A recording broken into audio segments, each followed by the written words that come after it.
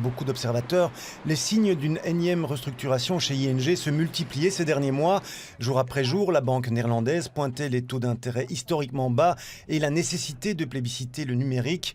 ING est la première à communiquer, mais on redoute également les plans des autres grandes institutions. Un chamboulement qui concernerait environ 20 000 emplois, le tiers des effectifs bancaires belges. Il y a un problème en Belgique, c'est qu'on a perdu nos centres de décision. En fait, la Belgique était vendue en grande partie à des groupes français, à des groupes hollandais. Et quand il n'y a pas de partenariat patronal stratégique entre un gouvernement et ses entreprises, mais naturellement, on perd un peu le fil de l'histoire. Donc il y a peut-être une prédisposition plus importante à pouvoir se délester du personnel quand on n'est pas en fait dans le pays dans lequel on est actionnaire. Et puis il y a le digital. Dans ce domaine, ING et KBC devancent les autres grandes banques en proposant des services à la pointe. Une avancée incontestable pour de nombreux clients, mais cette digitalisation se fait au détriment des effectifs. ING avait lancé le ING Direct il y a une quinzaine d'années. C'est un modèle de banque par Internet qui a migré vers un système digital. Et donc, plus une banque est digitalisée, plus une banque est informatisée, moins elle a besoin de personnel. En fait, aujourd'hui, la loyauté bancaire, chez ING, plus que dans une autre banque, se fait par le transit du smartphone, de la tablette ou du PC.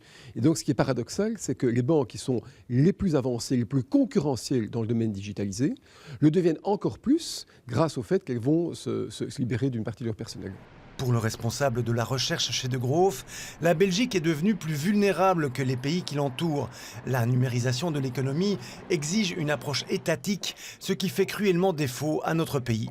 L'économie digitale, ce n'est pas une économie spontanée. C'est-à-dire, c'est une tendance technologique qui est absolument incontournable. Ce qu'on constate, c'est que les pays qui sont fort digitalisés, qui sont les leaders, ont fait des partenariats très étroits entre les entreprises privées et le gouvernement. C'est le cas des États-Unis, c'est le cas de la Corée. Et donc, en Belgique, on a traîné parce qu'on n'a pas pris conscience de l'envergure du mouvement. Et surtout, il n'y a pas eu de partenariat entre le privé et le public suffisamment étroit pour pouvoir bien digitaliser la Belgique. Bruno Coleman craint des jours sombres tant pour le secteur bancaire que pour les assurances. Notre économie ouverte aurait à l'époque sans doute eu besoin d'un sursaut de patriotisme de sa classe politique pour résister aux conséquences actuelles des mutations industrielles.